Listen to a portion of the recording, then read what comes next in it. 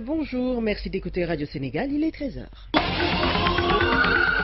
Au micro, Roubier Touba, la technique Amadou Ndiaye, voici les titres. La sortie du secrétaire d'État au réseau ferroviaire au lendemain du dépôt d'un préavis de grève par les agents de Transrail. Abdoulaye Nessal les appelle à plus de patriotisme. Il réitère l'engagement de l'État à relancer Transrail avec un nouveau repreneur et précise que les salaires des agents sont payés par l'État durant les 9 mois de transition. La découverte d'un gisement de gaz au large de Saint-Louis ne va pas perturber les activités des pêcheurs. Assurance de Mamadou Faïd, directeur général de Petrosen, société qui a participé aux explorations de ce gisement dont les réserves sont estimées à 450 milliards de mètres cubes de gaz de classe mondiale. Le concept collectivité locale amie des enfants a été expliqué aux élus des régions de Kaolack, Kaffrine et Fatick. Ce concept est une création de l'UNICEF qui plaide pour la prise en compte des besoins des enfants dans les budgets participatifs. Ouverture ce matin du procès de Laurent Gbagbo devant la CPI. L'ancien président ivoirien comparé avec son ex-ministre Charles Blé Goudé pour crimes contre l'humanité pendant la crise post-électorale de 2010-2011. À suivre dans ce journal les sports avec Tanda Khanyaï et la revue de presse signée Elisabeth Agnès-Sarr. Bienvenue. Les travailleurs de Transrail ont déposé un préavis de grève hier. Ils sont prêts à observer une grève pour amener l'État à sauvegarder Transrail après le départ du repreneur Abbas Chaber. Le secrétaire d'État au réseau ferroviaire appelle les syndicats de Transrail à plus de patriotisme. Selon Abdoulaye Nessal, l'État a pris toutes les dispositions pour la relance du rail après le départ du repreneur. Mieux, l'État a pris l'engagement de payer les salaires des travailleurs durant la transition de 9 mois. À l'issue de cette transition, un autre repreneur sera choisi pour une meilleure exploitation du rail. Le secrétaire d'État au réseau ferroviaire, Abdoulaye Nessal, est joint par François-Xavier Thiaw. Nous avons fait, avec le directeur général de Transrail SA, le point de la situation financière. Il ressort de cette situation que la société est dans l'incapacité de payer les salaires de ses employés. Face à cette situation, Transrail SA a sollicité le concours des deux États pour prendre en charge les salaires de ses employés pendant les 90 jours de préavis. Et là, pour le premier mois, nous avons déjà payé, donc il n'y a pas de problème du tout. Je ne comprends pas l'attitude de ces syndicats, parce qu'en fait, c'est un secteur qui ne marche pas. Et là, nous avons pris les dispositions pour relancer le secteur. Donc, en fait, les gens doivent nous accompagner, doivent accompagner leur État, ils doivent être patriotes. Quelles sont les dispositions que vous avez prises justement pour relancer le secteur? Actuellement, on est en train de négocier avec les Chinois pour réhabiliter la ligne, parce qu'en fait, c'est la réhabilitation de la ligne qui améliore les conditions de transport. Nous avons quand même le projet de réhabiliter la ligne Dakar-Bamako en synergie avec le Mali. Les travailleurs s'inquiètent justement de leur avenir. Passer les 3 mois de préavis, comme vous dites, comment ça va se passer? Non, après les 3 mois de préavis, comme vous le savez, c'est un secteur qu'on relance. En fin décembre, vous nous avez vu signer un contrat commercial avec la Chine qui va réhabiliter la ligne Dakar-Bamako. Les deux États ont déjà signé ce contrat commercial. Après, nous allons lancer un appel d'offres après avoir fait la transition, parce qu'après, tout juste après le 7 mars, nous avons installé une transition de 9 mois. Après la transition, nous allons lancer un appel d'offres pour recruter un exploitant qui va proposer des choses meilleures pour la société. Donc, toutes les dispositions sont prises. Nous demandons simplement que les syndicalistes là soient un peu patriotes. Parce qu'on ne peut pas être un Sénégalais et lutter contre les intérêts des Sénégalais. Abdoulaye Nessal, le secrétaire d'État au réseau ferroviaire qui appelle les syndicats de Transrail à plus de patriotisme. Il réitère l'engagement de l'État à relancer Transrail avec un nouveau repreneur et précise que les salaires des agents sont payés par l'État durant les 9 mois de transition. Je rappelle que les syndicats de Transrail ont déposé hier un préavis de grève. Un gisement de gaz a été découvert au nord du Sénégal. L'annonce a été faite hier en Conseil des ministres. Les réserves du gisement sont estimées à 450 milliards de mètres cubes de gaz de classe mondiale. Son exploitation ne va pas perturber les activités de pêche selon le directeur général de Petrosen qui a participé aux explorations.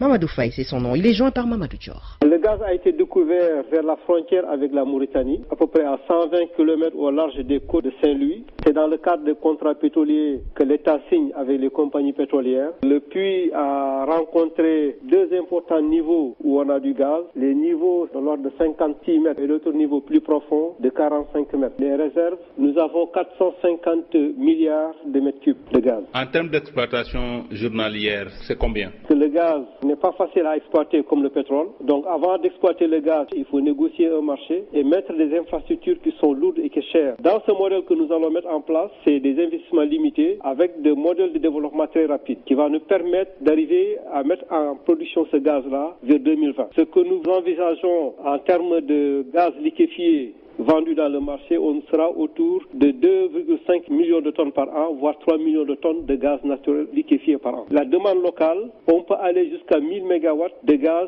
qu'on pourra servir à la Sénélec s'ils sont intéressés. Dans cette partie du pays, on sait que c'est une zone de pêche. Les pêcheurs saint-louisiens n'ont rien à craindre. Il y a beaucoup de spéculations sur la pollution. En général, le gaz est propre. Le gaz est plus léger que l'air. Ambiant, il s'évapore dans la nature. L'emplacement des installations est très limité dans l'espace. Le forage est à 2700 mètres de profondeur. À ce niveau de profondeur, les pêcheurs ne vont pas y pêcher, ça on le sait. Parce que c'est rare que les pêcheurs aillent au-delà de 1000 mètres de profondeur d'eau. Mamadou Faye, directeur général de Petrosen, sur la découverte d'un gisement de gaz au large de Saint-Louis. À l'écoute de Radio Sénégal, il est 13h05. Le concept collectivité locale amie des enfants a été présenté aux élus des régions de Kaolack, Fatick et Kaffrine par l'UNICEF. Le Fonds des Nations Unies pour l'enfance plaide pour la prise en compte des besoins des enfants dans les budgets participatifs. Ibrahima Diallo. Le Code général des collectivités locales a renforcé les prérogatives des collectivités locales dans la réalisation des droits des enfants. Pour atteindre cet objectif, le concept collectivité locale amie des enfants est lancé. C'est une initiative de l'UNICEF.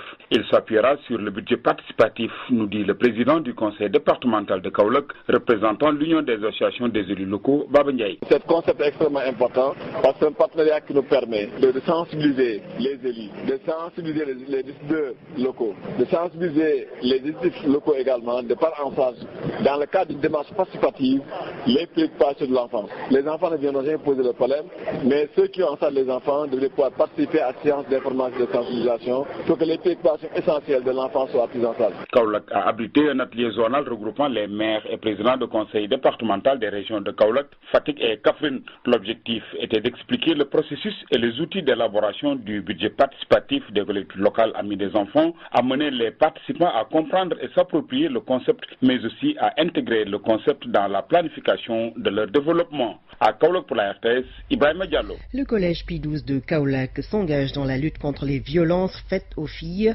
Soutenu par l'ambassade du Canada, l'établissement scolaire va initier des actions contre les mariages et grossesses précoces. Daouda Bayan. D'emblée, frère Marcelin Colli, coordinateur du projet, est clair. La place de l'élève est selon lui. Il y a des filles qui quittent le circuit scolaire pour des raisons de grossesse, pour des raisons de mariage. Et nous nous disons que la place des élèves, ce n'est pas dans le foyer, mais c'est à l'école. Parce qu'une fille qu'on donne en mariage très tôt, c'est briser sa carrière. L'Académie de Kaolack salue l'initiative. Selon Ali Ndiaye, inspecteur d'académie, celle-ci vient renforcer les mesures de protection de l'enfance déjà élaborées par le ministère de l'Éducation nationale. Nous devons aussi aller au-delà de la formation et de la sensibilisation, parce que nous avons pointé un tout petit peu la pauvreté comme étant une cause. C'est le lieu d'aller vers des soutiens au niveau des familles ou bien des bourses pour les filles, pour les maintenir à l'école. Catherine Nadou, première secrétaire de l'ambassade du Canada au Sénégal. C'est un fléau qui nuit au développement économique du Sénégal et à l'avenir du Sénégal. Les jeunes filles sont partie prenante du développement économique au Sénégal et c'est important pour le Canada de continuer à appuyer leur développement et de s'assurer qu'elles ont un milieu sain où elles peuvent participer pleinement. Le préfet d'indiquer qu'en termes de législation, le corps judiciaire est très bien outillé pour sanctionner les délinquants bourreaux des jeunes filles. C'est à travers des activités de cette nature-là que les parents seront suffisamment sensibilisés et les conduire de la manière qui pourra en tout cas permettre de sanctionner en tout cas les acteurs. Mais je pense en termes de législation, notre corps judiciaire, notre corps réglementaire comme législatif est suffisamment donc outillé pour régler de tels problèmes. Au cours de 2 ateliers, les enseignants de 6 établissements scolaires dans Kaolack, les parents d'élèves et représentants des élèves ont été formés pour porter le plaidoyer du maintien des jeunes filles à l'école. Daouda Badiane, Kaolack. Kaolack, RTS. Le collège Pie XII de Kaolack s'engage dans la lutte contre les violences à l'égard des filles. Le collectif des femmes pour la lutte contre l'immigration clandestine, le COFLEC et ONU Femmes ont lancé à Thiaroye-sur-Mer un projet de mytiliculture et élevage de moules. Avec ce projet de 38 millions de francs CFA, 70 jeunes seront formés, équipés et encadrés à Lingaye Diouf. Une première en Afrique de l'Ouest, une ferme mythilicole, l'élevage des moules sera développé à Thiaroye-sur-Mer dans la banlieue. 70 jeunes garçons et filles vont être capacités sur les techniques de valorisation des résidus des coquillages des moules. C'est un projet dit COFLEC financé par ONU Femmes. Raki Chopin, coordonnatrice de ONU Femmes au Sénégal. C'est un domaine innovant au Sénégal. C'est un projet générateur de revenus qui renforce l'autonomisation économique des femmes. Donc le projet a été appuyé. En plus d'autres projets qu'on a mis dans le cadre d'un cluster commun à hauteur de 38 600 000. Le projet a deux grands volets. Un volet équipement et un volet renforcement de capacité. Le volet équipement permettra aux femmes de disposer de pirogues, de moteurs, de concasseurs, de lanternes, tous ces outils dont elles ont besoin pour accroître leur activité. Thiaroye-sur-Mer, une commune frappée par l'immigration clandestine. Le comité de pilotage du projet est déjà installé pour y apporter une réponse. Son président, le sous-préfet de Thiaroye, Souleymane Ly, parle de participation de Thiaroye dans le plan Sénégal émergent. Dans le cadre du plan Sénégal émergent, c'est un programme qui va matérialiser la partition de l'arrondissement de Thiaroye dans le secteur de la pêche. Et que ce programme, c'est un programme qui va utiliser aussi des jeunes. Il ne faut pas oublier que l'objectif du COFLEC, c'était de fixer les jeunes et les empêcher de faire l'immigration clandestine. Alors, parce que les gens avaient constaté à l'époque qu'il y avait beaucoup de pertes de vie humaine. Il fallait trouver un créneau pour fixer les jeunes. Les bénéficiaires vont être accompagnés par les techniciens de l'ITA et de l'Agence nationale de l'aquaculture. RTS banlieue, à Lingaye Diouf. Le ministère de la Santé et ses partenaires techniques et financiers ont un objectif, éliminer le VIH-Sida à l'horizon 2030. Pour atteindre cet objectif, ils ont lancé la stratégie Tartarsène, tester, traiter et retenir les patients. Tambacounda et la Casamance naturelle constituent les zones pilotes à l'Unbadarakeme. Certes, des avancées significatives sont notées dans la riposte, mais les acteurs jugent nécessaire de lancer une nouvelle stratégie dénommée tester, traiter et retenir les personnes vivant avec VIH afin d'atteindre l'objectif des 3,90. La stratégie Tartarsène va utiliser une approche graduelle à travers plusieurs phases. Ainsi, la Casamance et le Sénégal oriental constituent la phase pilote. Farba Lamine Sall, directeur de cabinet du ministère de la Santé. Premier pays de la sous-région à le faire. Nous avons l'ambition par ce biais de renforcer les performances qui étaient faites jusqu'ici. Maintenant, il faut faire en sorte de monter de cran. Le Sénégal se l'est approprié. Si nous arrivons à dépister 90%, si 90% de ces dépistés sont traités, et si 90% de ces traités ont une charge virale indétectable, on aura grandement contribué à combattre la maladie. Avec le Sénégal oriental comme zone pilote, la Casamance a mis toutes les dispositions pour atteindre les objectifs. Seulement, pour le médecin-chef de région, le seul défi à relever, c'est au niveau des ressources humaines. Dr Maodo Malick Diop. Nous avons mis en place un cadre de gestion de la réponse transfrontalière par rapport au VIH avec l'aide des partenaires. Ce cadre-là qui est très fonctionnel et très dynamique. Nous nous retrouvons souvent donc pour partager nos problèmes. Tous les intrants sont là. Donc je crois que ce qui reste, c'est juste relever le défi du déficit en ressources humaines parce que là, il faut vraiment élargir l'offre. Grâce à son statut de pays avant-gardiste dans la lutte contre le VIH-Sida, le Sénégal a reçu la recommandation de l'Organisation mondiale de la santé de traiter toutes les personnes testées, les maintenir sous traitement pour qu'elles aient une charge virale indétectable, c'est-à-dire l'atteinte de l'objectif des 3,90. À Ziguinchor pour la RTS, Alioune Badara Diémé. L'innovation dans cette stratégie Tartarsène, c'est la localisation des malades perdus de vue afin de les faire revenir dans le système sanitaire. Les précisions de la secrétaire exécutive du Conseil national de lutte contre le sida, le docteur Safié Toutia. Il faut le rappeler, le Sénégal est avant-gardiste dans la lutte contre le sida et donc nous avons adopté cette stratégie qui s'appelle Tartarsène. Nous félicitons la division qui a choisi la région de Ziguinchor pour venir lancer cette stratégie avec le directeur de cabinet représentant, Madame le ministre de la Santé. Nous pensons que c'est une stratégie importante, innovante. Maintenant, c'est une stratégie ambitieuse avec des cibles qui sont très ambitieuses mais qui sont à notre portée. Pour réussir cette stratégie, stratégie, nous l'avons dit, il faut qu'on change notre façon de faire. Il faut faire en sorte que les stratégies de dépistage ne s'orientent pas sur le nombre de personnes dépistées, mais sur le nombre de personnes qui ont le VIH, qui sont retrouvées. Donc il faut des stratégies pour retrouver ces personnes. Il faut aller les trouver là où elles sont pour les dépister et les amener dans les soins. Il faut faire en sorte que les services de soins soient également accueillants pour les personnes et répondent aux besoins des personnes dépistées pour que les personnes viennent d'abord et restent dans les soins. C'est pour ça qu'on a ajouté le retenir. Donc c'est tester, traiter et retenir dans les soins. Bien entendu, nous devons avoir tout le matériel maintenant pour mesurer la charge virale et prouver que ces personnes ne transmettent plus le sida pour espérer une génération sans sida au Sénégal. Docteur Safietou Thiam, secrétaire exécutif du Conseil national de lutte contre le sida.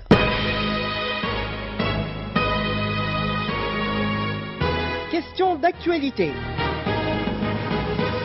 Question d'actualité, une émission du journal parlé de Radio Sénégal. Question d'actualité fait la traversée de la Transgambienne. Khali Amadou Narfal emprunte ce samedi l'axe Keraïb-Senoba marqué par le bac de Farafenye. En compagnie d'Ibrahima Amadiémé du collectif des cadres casamançais, nous verrons les difficultés sur ce tronçon. Les usagers doivent patienter plusieurs heures, voire des jours sans pupémo, pour faire la vingtaine de kilomètres de la Transgambienne. Faut-il la boycotter pour autant? Quelle solution face à la galère des habitués de cet axe routier? Question d'actualité, un samedi sur deux, de 13h30 à 14h30 sur Radio Sénégal International 92.5.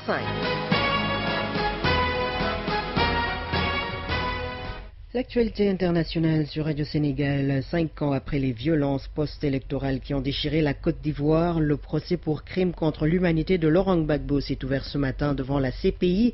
L'ancien président ivoirien comparé avec son ex-ministre Charles Blé Goudé. Ils ont choisi de plaider non coupable.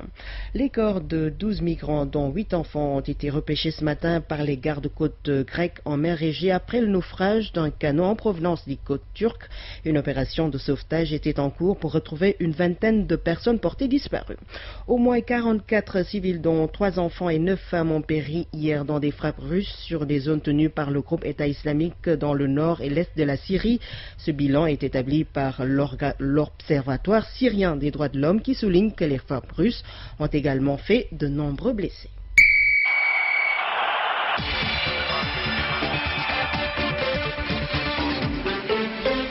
h 17 la page des sports présentée en direct par Tandarania. Bonjour. Bonjour, Dubietou. En ouverture, des nouvelles du CHAN au Rwanda, les quarts finalistes connus depuis hier. La Tunisie, la Zambie, le Cameroun et la République démocratique du Congo ont de réelles chances de disputer les demi-finales de Rwanda, le CHAN 2016. Des favoris logiques en quart de finale, même si la tâche ne sera pas du tout facile à ce stade de la compétition. Notre consultant technicien du football, Cheikh Tidiane Biteye, nous en dit plus au téléphone de Benoît Badian. Normalement, on doit aller vers de très bons matchs parce que simplement, toutes les équipes, quasiment, c'est des équipes attaquantes. C'est des équipes également qui sont bien organisées au plan défensif. Même si on retient que par rapport à Rwanda, RDC, c'est un match qui sera compliqué quand même pour le pays hôte, mais qui a la chance à jouer, qui peut créer la surprise, même si c'est face à une équipe qui est la plus cotée RDC, qui a fait 4 participations, qui a marqué beaucoup de buts, 8 buts, mais qui en prend beaucoup derrière. C'est la raison pour laquelle je dis que le Rwanda, étant une équipe équilibrée, il n'a pas aussi cette grande expérience, mais c'est une deuxième participation devant son public, donc pour se donner les possibilités de se qualifier. Maintenant, Cameroun-Côte d'Ivoire, c'est aussi indécis. Pour l'autre quart de finale, Tunisie-Mali, normalement, ça devait être le match le plus emballant parce que la Tunisie a montré son vrai visage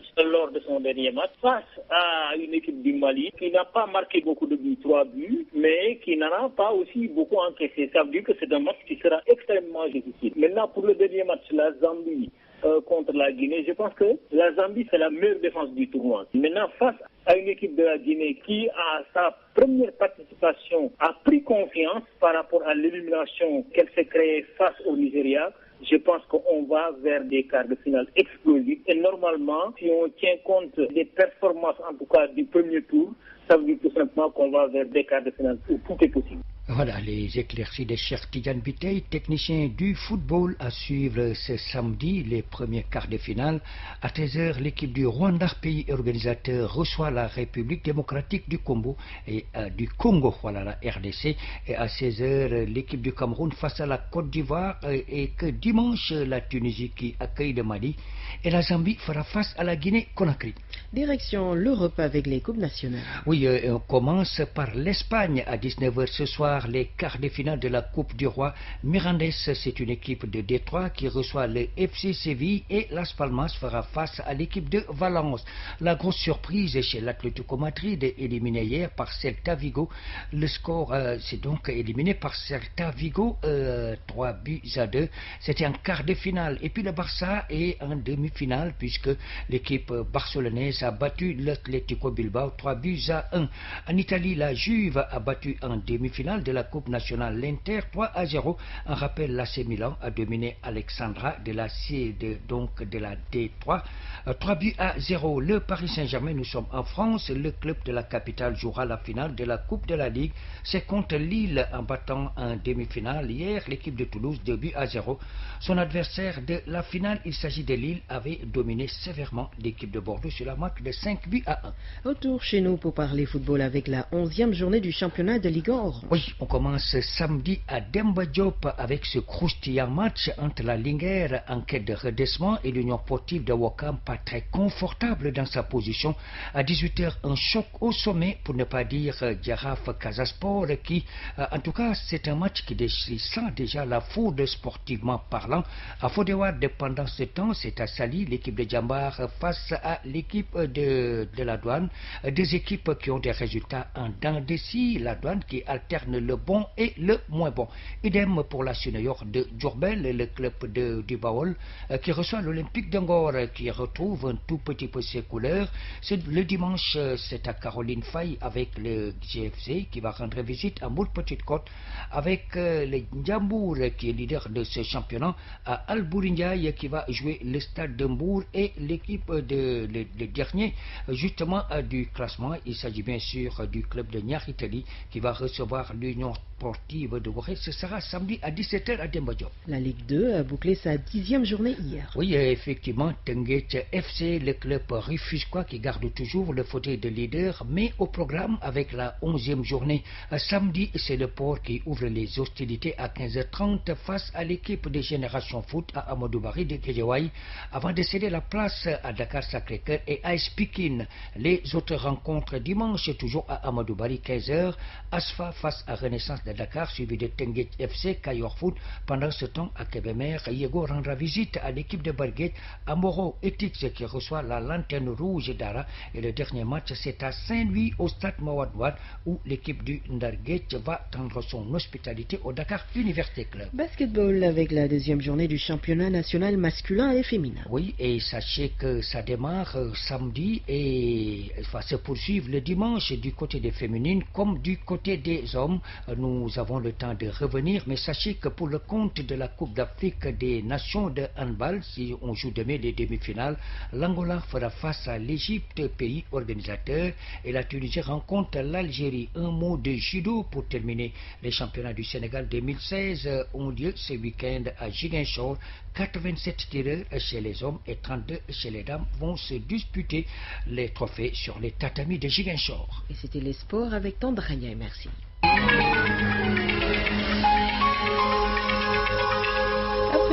La revue de presse est avec Elisabeth Agnessar. L'information est à la une de plusieurs journaux ce matin. Un important gisement de gaz naturel a été découvert à Saint-Louis. Selon Le Soleil, c'est le chef de l'État qui l'a annoncé hier en Conseil des ministres.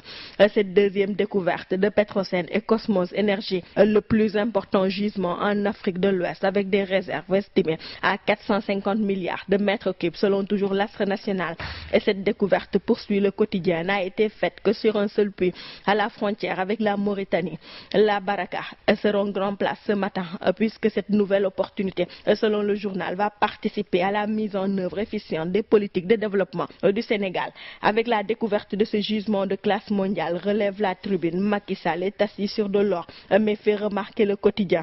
Ce n'est pas demain que le Sénégal sera transformé en Qatar puisque la phase d'exploitation ne devrait commencer que vers 2021. Le temps pour Cosmos Energy de continuer à forer et à prospecter pour délimiter les dimensions du puits et mettre en place un schéma de développement de l'exploitation. Mais déjà, rapporte grand place, le chef de l'État qui s'est réjoui de cette baraka a donné des instructions pour la valorisation et l'optimisation des impacts socio-économiques de ce gisement.